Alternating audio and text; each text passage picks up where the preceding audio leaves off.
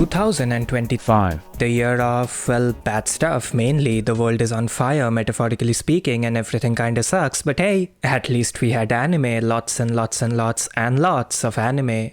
2025 was a solid year as far as anime is concerned. We had mainstream shows and we had mainstreamer shows. We had underappreciated classics and we had highly anticipated disappointments. We had visual powerhouses and we had production collapses. It was an eventful year to say the least, a significant step up from 2024. As such, has a list of my top 10 anime of 2025. As per usual, I've seen around 100 new shows this year, so I believe I'm more than qualified to make this list. I'm not one of those people who watches a grand total of 5 mainstream shows and slaps the anime of the year title onto one of them. I've been down in the anime trenches, I've seen the good, the bad, and the ugly. Trust me. Anyway, the rules are simple. Anything that aired this year is eligible. I don't care about formats. Movies, TV shows, ONAs, zip files uploaded on the dark web. I don't care if it aired this year, it's eligible. Simple enough, right? Let's jump right into it. Let's not waste time. Make sure to subscribe. That's a very top 10 thing to do that doesn't even make sense. I'm no longer funny, I'm afraid. Just subscribe, please. You can also become a member of this channel. Members get at least 2 exclusive videos per month, custom badges and emojis, shoutouts and more. Just go down there and press the join button. At number 10, we have Mono.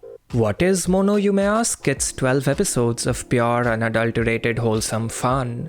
At face value, this show appears to be your typical goofy, cute girls do cute things IP, but if you really pay attention, if you really dive deep into every nook and cranny of this show, you'll see that it is just your typical goofy, cute girls do cute things IP. That's what it is. It is, however, that formula done right, which to be fair isn't saying much. It's hard to go wrong with those shows, but you get the idea. Mono is pure fun. It appeals to the I like to watch cute anime girls gland in your brain, which is a real thing by the way. It's located just above the amygdala. It's wholesome, the characters are incredibly likable, their interactions are entertaining to watch, their personalities are endearing, it's just good vibes all around. It's the kind of show you watch with a stupid fucking grin on your face. Also worth mentioning, Mono looks fantastic. It's a high-profile production in every sense of the word.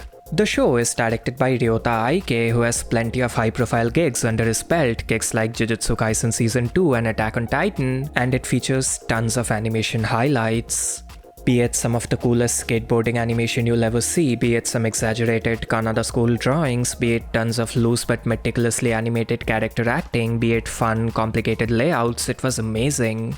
Overall, an incredibly enjoyable show, one that won't necessarily change your worldview or give you material to quote in philosophical debates, but one that will absolutely make your day better and put a smile on your face. At number 9, we have Dr. Stone Season 4 Part 2. Dr. Stone is a show I've loved for nearly as long as I've been an anime fan, which I guess says more about how short my tenure as an anime fan is than how highly I think of this IP now that I think about it. Chances are I've seen and read a lot more than you, so shut up. I'm the elitist here, shut the f*** up. Anyway, jokes aside, Dr. Stone is brilliant, but prior to Season 4 Part 2, I felt like it was failing to capture that same magic Season 1 had. It got close on a couple of occasions, but by and large it wasn't as memorable. This part, however, was different. It was Dr. Stone at its best. The heightened stakes near the start demanding your undivided attention, coupled with the two-piece combo of uncharacteristic unpredictability and characteristic heart-wrenching displays of human tenacity, made this one of the best story arcs Dr. Stone has to offer. Absolutely incredible. At number 8, we have Star Wars Visions Volume 3. Star Wars Visions, in my opinion, is a brilliant idea, just conceptually speaking.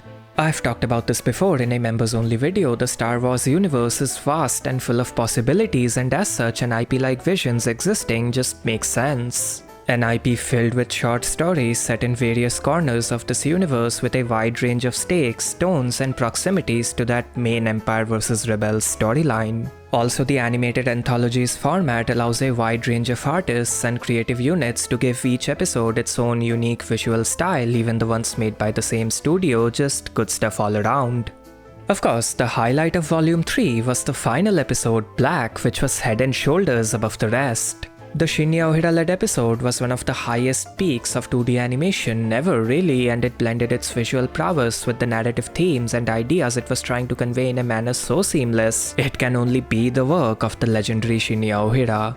Its abstract, psychedelic, audiovisually dissonant portrayal of the horrors of warfare was one for the history books. The rest of the episodes were great too, don't get me wrong, but this was something else. At number 7, we have My Hero Academia Vigilantes. Out of all the shows in this list, Vigilantes surprised me the most. As someone who isn't the biggest MHA fan and doesn't think too highly of unnecessary spin-offs, I wasn't expecting much from it, but like I said, I was pleasantly surprised. Conceptually, it addressed some of my biggest gripes with the main series. The idea that in it I was basically expected to root for law enforcement, for example, it was negated by the vigilante aspect of this title. Besides all that, I find the Vigilantes cast to be a lot more interesting, practical and nuanced than the hunks of bland, too-good heroism and needlessly unbending ideals that is the main cast. They're more human, if that makes sense, plus in my opinion the narrative is more engaging. Comparisons that'll undoubtedly anger some of you aside, Vigilantes is just fun. The characters are endearing, the plot is well constructed, the visuals are really solid, an amazing project all around. At number 6, we have Demon Slayer Infinity Castle.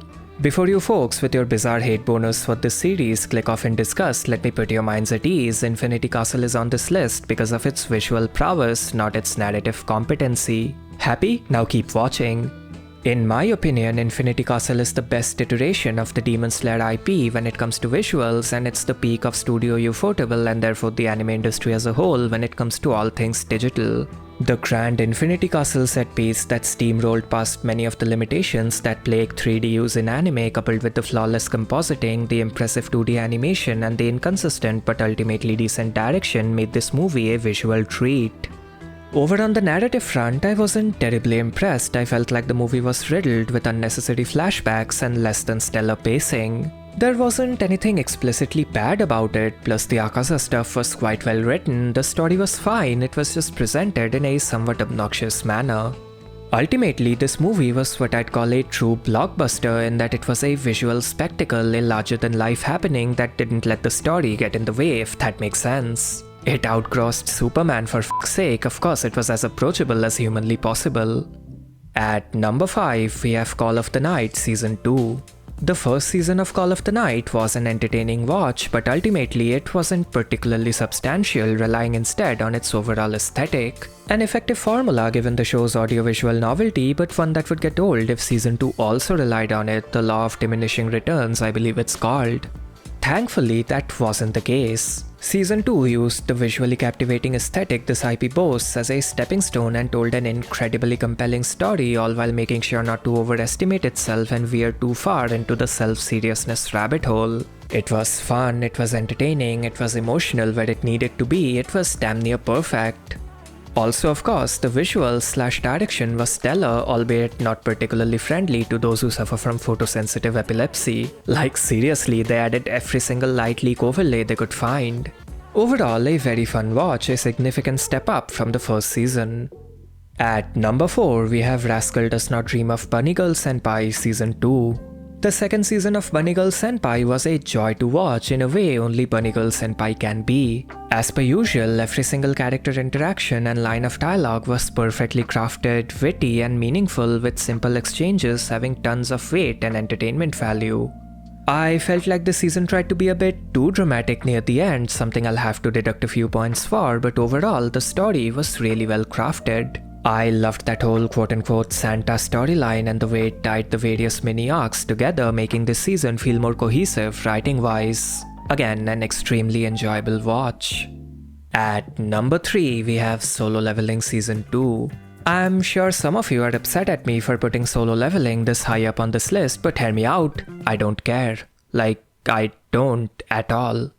I have said this before, Solo Leveling is a show that knows exactly what it is, it knows exactly what the fans want, and it gives it to them without being overly indulgent or needlessly self-serious. It's the perfect formula. It is fast food, sure, it's not a gourmet meal, it won't change your life or leave you with philosophical questions, but it doesn't need to. All it needs to do is be fun, and that's exactly what it does. Out of all the shows in this list, this is the one I've had the most fun watching, and that's fine. It's fine if a show is specifically created with entertainment in mind, and it's fine to like those shows. That doesn't make you or your taste any lesser, trust me. More about the show, Season 2 of Solo Leveling was a lot more large scale compared to Season 1 with grand battles and massive quantities of action. Unlike Season 1, it focused less on character development, but it more than made up for that by dialing the entertainment factor up to 11. If anything, it used the foundation laid by the first season to the fullest. Of course, none of this would have been possible without the production team holding up their end of the bargain. The high-octane, blood-pumping action animation and Hiroyuki Sawano's outstanding music allowed this action-centric plot to breathe and spread its wings, bringing out the best of the admittedly one-note source material. Fantastic stuff. At number 2, we have Chainsawmanreze arc. As someone who isn't the biggest Chainsaw Man fan, Reze was a pleasant surprise. Of course, I had read the manga prior to watching the movie and I did think highly of this arc, but I didn't expect it to be this good. The movie was a crisp, tightly paced and outstandingly well-produced project. It came in, it got to the point, and it left without overstaying its welcome, something I wish certain other mainstream action movies would learn from. Writing-wise, I found Reze to be quite endearing and her dynamic with Denji to be quite well done, plus the arc did a fantastic job of highlighting just how sinister and morbid the Chainsaw Man universe is. Sure, I wasn't fond of some of the comedy and I never will be, that ship has long since sailed, but it was fine. Overall, I'd say it was very well written.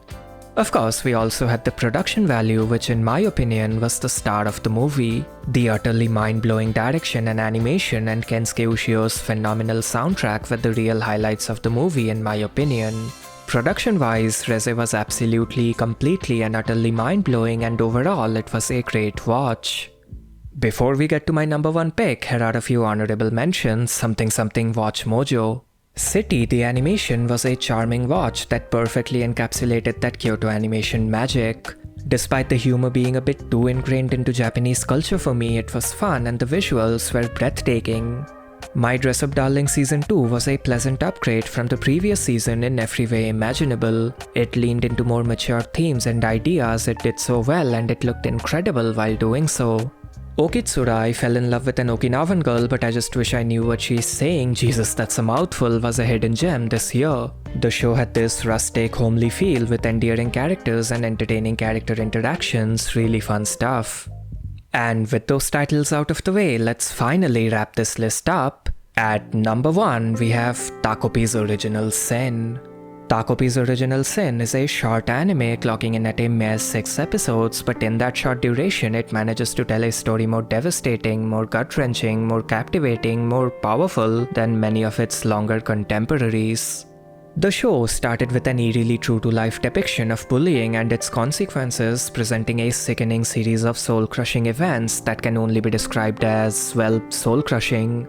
It then takes a supernatural sci-fi turn, but it does so without ruining the authenticity and the hopelessness that made the previous part special. Takopi and his magical gadgets didn't immediately fix all of Shizuka's woes a la Doraemon. The show Takopi's Original Sin is a twisted homage to. It didn't magically bring the characters together because that's not how the real world works. The story also focused on characters like Marina and Azuma and did a fantastic job of portraying them as products of their circumstances, which in turn made the conclusion of them trying to grow past said circumstances, past the cards dealt to them by life, so much more effective.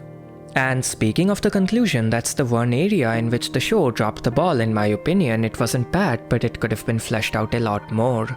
The idea of pain being a chain that gets passed on from one person to another doesn't really work when that chain finally breaking doesn't get the time or the gravity it deserves. I've talked about this before, but long story short, I feel like that final conversation could use a lot of work. Besides all that, the show was a visual powerhouse. Directed by Shinya Ino and featuring a who's who of industry-leading talent, this was one of the best directed and animated shows 2025 had to offer, which definitely aided the storytelling aspect. A memorable watch overall. I can't really call it fun, can I? I'll go with memorable. A memorable watch overall. And that's it, that's my list. Let me know if you guys agree down in the comments, and while you're at it, let me know which shows you liked the best from this year. That's about it. A special thanks to Noot03, Amir and the Callus90 for becoming tier 3 members, and until next time.